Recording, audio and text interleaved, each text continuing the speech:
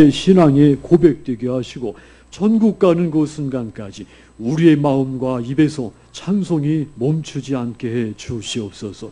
이 시간도 종의 입술을 도구로 쓰시고 오직 살아계신 하나님의 말씀만 선포하도록 이 시간 성령이 주장하여 주옵소서. 예수님의 이름으로 간절히 기도했습니다. 아멘.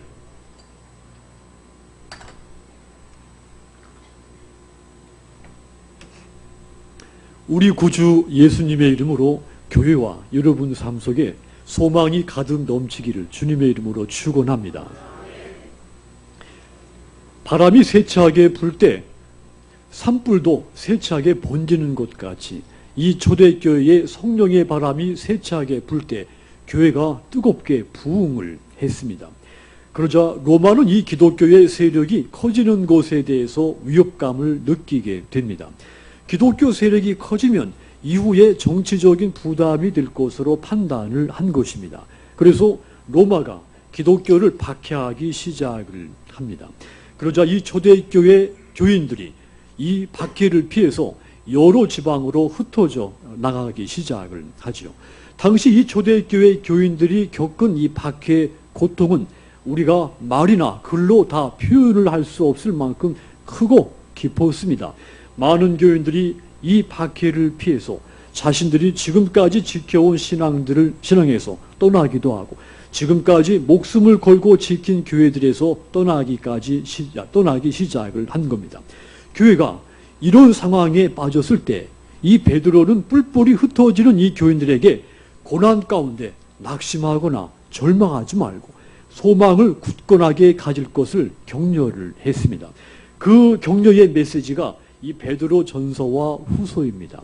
베드로 전서 1장 3절을 먼저 보시면 우리 주 예수 그리스도의 아버지 하나님을 찬송하리로다. 그의 많으신 국률대로 예수 그리스도를 죽은 자 가운데서 부활하게 하심으로 우리를 거듭나게 하사 따라합시다. 산 소망이 우리에게 산 소망이 있게 하셨다 그랬습니다. 더 쉽게 말하면 우리 주 예수님의 하나님 아버지께 우리가 찬송을 드립시다. 그런 이야기죠. 왠고하면 하나님은 당신의 그 큰 자비로 우리를 거듭나게 했을 뿐 아니라 예수님을 죽은 사람 가운데 다시 살리셔서 우리에게 살아있는 소망, 산 소망을 안겨주셨기 때문이다. 이런 말입니다. 한마디로 우리가 박해를 받지만 고난과 시련 가운데 서 있지만 하나님을 찬송을 하자. 왜? 그분이 우리에게 산 소망을 주셨기 때문이다. 이런 말입니다. 여러분, 소망이 중요하다는 말입니다. 소망이 무엇입니까? 정말 소망이 우리에게 그토록 절실하게 필요한 것일까요? 웹스터 사전에 보니까 소망이라는 것은 시련의 기대를 가지고 바라는 것, 이것이 소망이다. 쉽게 말하면 어떤 사람이 자기가 원하는 것이 반드시 꼭 이루어질 것을 기대하고 바라는 것이 소망이다. 이런 말입니다. 헬라어의 소망도 우리말과 같은 뜻이 있습니다. 이 헬라어에서도 소망이 믿을 수 있는 기대다. 이런 뜻이 있습니다. 사람이 음식을 먹지 않고 몇 주간 살 수 있습니다. 또한 물을 마시지 않고도 며칠은 생존할 수가 있죠. 심지어는 산소가 없어도 몇 분은 생존할 수가 있습니다. 그런데 소망이 없으면 살 수가 없습니다. 닐이라고 하는 사람이 이런 말을 했습니다. 사람에게서 재물을 빼앗아 보십시오. 그를 방해하는 것이 됩니다. 또 사람에게서 목적을 빼앗아 보십시오. 그의 속도를 늦추는 것이 됩니다. 그런데 사람에게서 소망을 빼앗아 보십시오. 그를 아주 정지시키는 것이 됩니다. 사람이 재물 없이 살아갈 수 있고 목적이 없이도 살아갈 수 있고 그런데 소망이 없이는 우리의 삶을 유지할 수가 없습니다. 이런 중요한 말을 했습니다. 인간에게 소망은 재물이나 목적 또한 그 개개인이 추구하는 그 가치보다 이 소망이 더 중요한 것이다. 이런 이야기입니다. 솔로몬도 이 사실을 잘 깨달았죠. 잠언 13장 12절에 보시면 소망이 이루어지지 않으면 마음이 병들지만 소원이 이루어지면 생명나무를 얻는다 그랬습니다. 소망을 잃어버리면 누구든지 마음에 상처가 생긴다는 말입니다. 그런데 반대로 소망이 생기면 누구든지 그 생명의 활기가 넘치게 된다. 개인도 그렇고 교회도 마찬가지입니다. 소망이 없는 교회는 마치 죽은 생명체같이 그 교회 안에 은혜와 역사가 활기차게 움직이지 않습니다. 그래서 교회는 어느 교회가 되었든지 교회는 소망이 가득 넘치도록 해야 됩니다. 본문은 이 베드로가 첫 번째 쓴 편지입니다. 베드로는 1세기 그러니까 초대교회 이 교회의 지도자였습니다. 그래서 이 베드로가 생각하는 베드로가 믿는 교회관은 오늘날 모든 교회들의 지침과 표준이 되어야 합니다. 베드로의 교회관은 교회는 소망이 있어야 한다는 논리입니다. 마찬가지로 저와 우리 교회, 우리 성동교회의 소망이 항상 넘치게 해야 됩니다. 그렇다면 우리 교회 소망이 넘치게 하려면 어떻게 해야 되겠습니까? 가장 먼저 한번 따라합시다. 올바른 지도력이 우리 교회 소망이 넘치게 하려면 교회 안에 모든 지도자들이 올바른 지도력을 발휘하셔야 됩니다. 1절, 4절 한마디로 교회 지도자들에게 올바른 지도력을 발휘해라. 이런 권고입니다. 베드로가 이 초대교회 지도자로 활동을 했을 때 교회들이 박해를 당하고 순교를 당하는 교회가 역사상 가장 어둡고 암울한 그런 시대였습니다. 그런데 교회 안에 일부 지도자들은 교회와 교인들이 박해를 받고 있는데 절망 가운데 빠져들고 있는데 소망이 없고 올바른 지도력, 리더십을 발휘하지를 못하고 있었습니다. 그래서 베드로는 이 문제가 가장 교회에서 큰 문제로 인식을 했죠. 그래서 가장 먼저 이 편지 내용에 교회 안에 지도자들에 대한 이 리더십을 가장 먼저 권고를 한 겁니다. 지도자들에게 소망이 없으면 교인들도 그 뒤를 따라서 소망이 없게 된다는 이야기입니다. 그런 교회는 어느 순간 무너진다는 이야기입니다. 그래서 베드로는 가장 먼저 교회 지도자들에게 양무리를 쳐라 이렇게 권고를 합니다. 양떼를 잘 돌봐라. 양떼를 잘 먹여라. 양떼를 잘 돌보기 위해서는 강제로 돌보지 말고 마지못해서라도 돌보지 말고 오직 자진해서 스스로 원해서 양떼들을 돌봐야 된다. 이것이 양떼를 잘 돌보는 것입니다. 사리사욕, 욕심 때문에도 양떼를 돌보지 말고 마음에서 우러나오는 자세로 양떼를 돌봐야 된다. 또 양떼를 돌보되 양들을 지배하고 군림하려고 하는 자세로 돌보지 말고 양들이 싫어하는 것을 억지로 자기가 싫은 것은 양들도 싫어합니다. 그런 것들을 이 권력으로 눌러 시키려고 하지 말고 솔선수범으로 다른 사람이 싫은 걸 내가 먼저 실시를 모범을 보이면서 그렇게 양들을 돌봐라 이런 이야기입니다. 인도의 간디가 지도자에 대한 이야기를 했습니다. 지도자의 영향력이 얼마나 큽니까? 지도자가 불구덩이로 들어가면 따르는 사람은 이유도 모르고 같이 불구덩이로 들어간다. 그런 말을 했습니다. 지도자의 책임이 아주 크다는 말입니다. 지도자의 올바른 지도력이 그 공동체를 살린다는 말입니다. 양떼가 번성하기 위해서는 목자의 역할, 목자의 리더십이 가장 중요합니다. 목자가 헌신적으로 양떼들을 돌보면 양들은 번성을 합니다. 반대로 목자가 책임감이 없고 헌신이 없고 목자가 게으르다면 양들은 점점 말라서 점점 그 수가 줄어들 수밖에 없습니다. 교회도 마찬가지입니다. 교회 지도자들이 올바른 지도력을 발휘할 때 교회는 소망이 넘치게 되면 교회가 양적으로도 사이즈가 크게 부흥하게 되는 겁니다. 그래서 이 베드로는 가장 먼저 교회 지도자들에게 이 올바른 지도력을 발휘하도록 해라. 더 베드로의 말 그대로 양떼들을 잘 돌보라고 권고를 한 겁니다. 여러분 그렇습니다. 이와 같이 교회 소망이 넘치게 하려면 가장 먼저 교회 안의 모든 지도자들이 올바른 지도력을 발휘하도록 해야 됩니다. 저는 우리 교회가 소망이 가득한 모습을 봅니다. 저는 늘 이런 모습의 느낌에 감사를 드리고 있습니다. 이것은 지금까지 여러분들이 장로님들이나 또 권사님들, 또 안수집사님들, 또 서리집사님들 이르기까지 또 각 부서나 각 기관에서 책임자로 헌신한 모든 분들이 올바른 지도력을 발휘했기 때문이라고 믿습니다.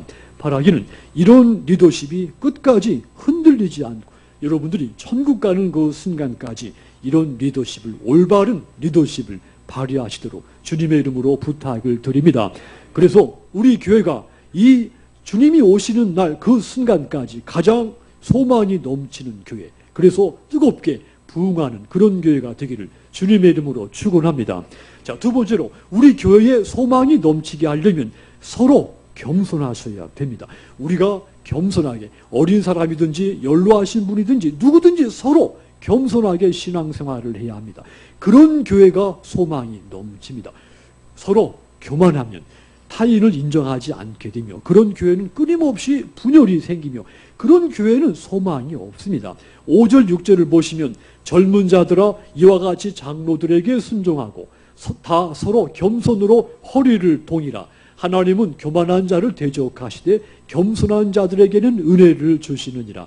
그러므로 하나님의 능하신 손 아래에서 겸손해라. 때가 되면 너희를 높이시리라. 교회 안에 이 젊은 사람들, 이 연로하신 장로들에게 순복을 하고 서로 겸손으로 허리를 동이라고 권고를 했습니다. 하나님은 교만한 사람을 대적하지만 겸손한 사람에게는 늘 은혜를 주시겠다 약속을 했습니다. 그래서 모든 성도들이 하나님의 능력이 많으신 그 손 아래 다 겸손하시도록 주님의 이름으로 부탁을 드립니다. 젊은 세대는 겸손하게 어른 세대를 존중해야 합니다. 반대로 어른 세대 또한 나이가 어리지만 손주뻘 될 만큼 어리지만 겸손하게 이 젊은 세대들을 존중해 주어야 됩니다. 교회 안에 이 세대 간에 서로 이렇게 겸손하게 존중할 때 그런 교회는 소망이 있습니다. 그렇지 않고 젊은 사람들이 나이가 많으신 이 교인들을 무시를 하고 인정하지 않고 반대로 나이 많은 교인들이 젊은 교인들을 경험이 없고 철이 없다고 인정을 하지 않으면 그 교회는 미래가 없습니다. 소망이 없는 겁니다. 가정도 그와 똑같지 않습니까? 여러분, 교회 안에 소망이 넘치게 하려면 이렇듯 모든 교인들이 남녀노소를 불구하고 모든 교인들이 겸손하게 신앙생활을 하셔야 됩니다. 베드로는 모든 교인들이 겸손의 옷을 입으라고 권고를 했습니다. 그래야 교회가 소망이 넘치게 된다는 말입니다. 겸손의 반대는 교만입니다. 본문 5절 다시 보면 하나님은 교만한 자를 대적하신다 그랬죠. 대적한다 이 말은 본문상에 보면 군대 용어입니다. 그러니까 하나님은 이 대적한다는 말은 또 두 가지 뜻이 있습니다. 하나님이 물리친다는 말도 있고 또 하나님이 이 거절해서 받아들이지 않는다는 뜻도 있습니다. 말씀했듯이 이 대적은 군대 용어입니다. 그만큼 하나님은 겸손한 자를 그만큼 이 극적으로 미워하신다는 이야기입니다. 성경에 많은 곳에 보면 하나님이 교만을 얼마나 미워하시는가를 알 수가 있습니다. 하나님이 왜 이렇게 교만을 강하게 적대시를 할까요? 교만한 교인들이 있을 때 아름다운 교회가 분열이 되고 무너지기 때문입니다. 성도들이 교만하면 교회의 소망이 순식간에 사라집니다. 바울이 에베소 교회에 편지를 쓰면서 강력하게 호소했는데 그 내용 가운데 하나도 겸손하라는 말입니다. 모든 겸손과 온유로 해라. 그 다음 절을 쭉 읽어보면 한마디로 모든 겸손으로 사랑 가운데 서로 용납을 해라. 그러니까 이 교회 안에 모든 남녀노소 모든 분들이 겸손하게 서로 존중하면서 신앙생활을 해야 한다.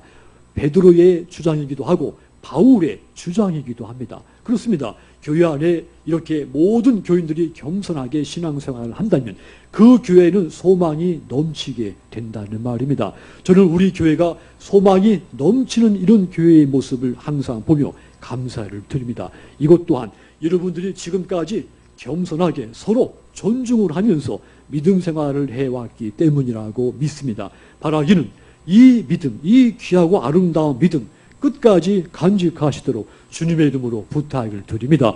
젊은 교인들은 어르신들을 더욱 존중하시고 또 어른들도 철이 없지만 또 경험이 부족해 보이지만 젊은 교인들을 겸손하게 존중하면서 믿음 생활을 하시도록 주의 이름으로 부탁을 드리겠습니다. 그랬을 때 우리 교회가 가장 소망이 넘쳐서 뜨겁게 부흥의 불길이 일게 될 줄 믿습니다. 자, 세 번째로 우리 교회에 소망이 넘치게 하려면 한번 따라합시다. 모든 염려를 버리자. 염려가 있으면 그분에게는 소망이 없습니다. 염려와 소망은 절대 같이 공존해질 수 있는 것이 아닙니다. 염려를 버리는 데 있어서 본문 7절보다 더 적절하고 좋은 권고가 없다는 생각이 듭니다. 7절을 다시 보시면 한번 같이 따라갑시다. 너희 염려를 다 주께 맡겨라. 예, 하나님이 우리를 돌보시고 우리의 삶을 주장하시는 분입니다. 그러므로 우리에게 있는 모든 염려를 그 하나님께 맡겨라, 이런 말입니다. 성경에 염려하지 말라 이 말이 약 550번 정도 있습니다. 이것만 봐도 염려하는 것이 인간에게 얼마나 무익한 것인가를 알 수가 있습니다. 정신과 의사분들 말 따르면 이 염려는 어떤 전염병보다 전염성이 강력하다는 겁니다. 그래서 이 염려하는 사람과 같이 자주 만나고 같이 지내게 되면 자기도 모르는 사이에 염려하는 사람이 됩니다. 통계적으로 인간이 염려를 하는데 그 무엇을 염려하는가 통계를 냈는데 대략 95%는 염려할 필요가 없는 것을 염려를 한답니다. 그러니까 앞으로 일어날 일, 일어나지 않았는데 앞으로 일어날 일을 상상하면서 염려를 한다는 이야기죠. 또 절대 일어나지 않을 일을 막 머릿속에 상상하면서 그 일이 일어나면 어쩌지? 염려를 한답니다. 결국 인간이 염려하는 것을 정확히 구체적으로 따져보면 5%도 안 됩니다. 염려는 하나님이 가장 원치 않으심, 하나님을 불신하는 사람들의 특징이 염려입니다. 염려는 또 헬라어로 보면 갈라버린다는 말과 마음이라고 하는 말, 두 의미가 합성된 단어입니다. 그러니까 염려는 우리 마음이 갈라져 있다는 상태를 뜻하는 것이죠. 그러니까 염려가 무익할 뿐 아니라 우리에게 아주 나쁜 것이라고 하는 이야기입니다. 야고보도 이 염려하는 사람을 가리켜서 따라합시다. 두 마음을 품는 자. 야고보도 이 염려하는 사람을 두 마음을 품는 사람이다, 이렇게 말을 했습니다. 그래서 염려하는 사람, 마음이 갈라진 사람, 두 마음을 품는 사람, 같은 사람입니다. 염려하는 사람들을 특징을 말하는 겁니다. 이들에게는 소망이 없고 항상 절망만 있습니다. 염려는 우리 마음을 끊임없이 분열시킵니다. 일을 실패하게 만들고 또 다른 사람을 쉽게 오해하게 염려가 많은 사람들은 말이죠. 또 의심하게 만듭니다. 절망에 빠지게 만드는 가장 큰 원인이 염려입니다. 그래서 염려하는 사람에게는 절대 소망이 생길 수가 없습니다. 마찬가지로 염려하는 교회도 절대 소망이 생기지 않습니다. 저는 우리 교회가 이렇게 염려, 걱정이 살아 없고 늘 소망이 가득한 모습을 보면서 항상 감사를 드립니다.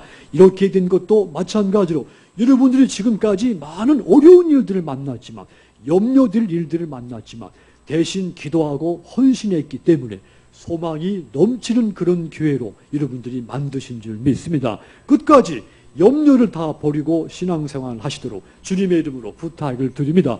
그래서 여러분들 때문에 우리 교회가 소망이 넘치는 교회, 부흥이 뜨겁게 들불같이 일어나는 그런 교회가 되기를 주님의 이름으로 축원합니다. 자, 마지막으로 교회 소망이 넘치게 하려면 한번 따라합시다. 모든 역경을 딛고 일어나라.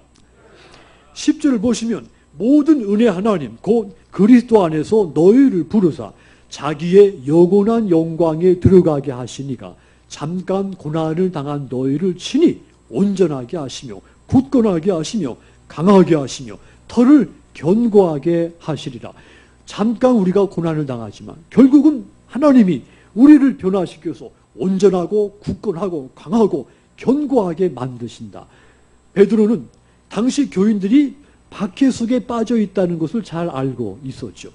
교인들이 고통을 당하고 있는 것도 문제지만, 근데 이 베드로가 진단한 것은 고통 그 자체보다 이 교인들이 이 고통을 얼마나 견딜 수 있겠는가, 이 고통을 견뎌내고 더 고통 이후에 얻게 될 더 큰 유익을 이 교인들이 얻을 수 있겠는가, 이것을 더 중요하게 생각을 했죠. 그래서 베드로가 이 고통 박해 중에 있는 교인들에게 다시 강력하게 그 격려를 하죠. 잠시 동안 고난을 받은 너희를 하나님께서 친히 온전하게 하신다.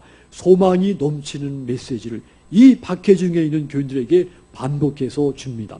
소망을 가진 사람은 고통을 닥치면 오히려 이 고통을 딛고 일어섭니다. 이것이 소망의 사람들의 특징입니다. 움츠러드는 대신에 도리어 강력하게 일어섭니다. 왜냐하면 잠깐 고난을 당하지만 이 고난 이후에 영원한 유익을 거두게 될 것을 분명하게 믿기 때문입니다. 사람들은 고통이 내게서 멀리 떠나기를 바라죠. 고통을 피하려고 하고 고통을 애써 잊어버리려고 노력을 합니다. 그렇다고 고통이 우리에게서 멀리 떠나거나 내 마음속에서 생각 속에서 잊혀지는 것이 아닙니다. 오히려 고통을 적극적으로 받아들여서 이 고통, 잠깐의 고통 다음에 있을 더 큰 유익을 기대해야 됩니다. 소망을 가져야 됩니다. 그래서 바울도 환난은 인내는, 인내는 연단을, 연단은 소망을 낳는다 그랬습니다. 역경을 딛고 일어서면 더 큰 소망을 얻게 될 것이다. 이런 말입니다. 교회가 이와 똑같습니다. 교회 소망이 넘치게 되려면 교인들이 어떤 역경을 만나더라도 역경을 딛고 담대하게 일어서야 됩니다. 역경을 피하는 교회는 무너졌습니다.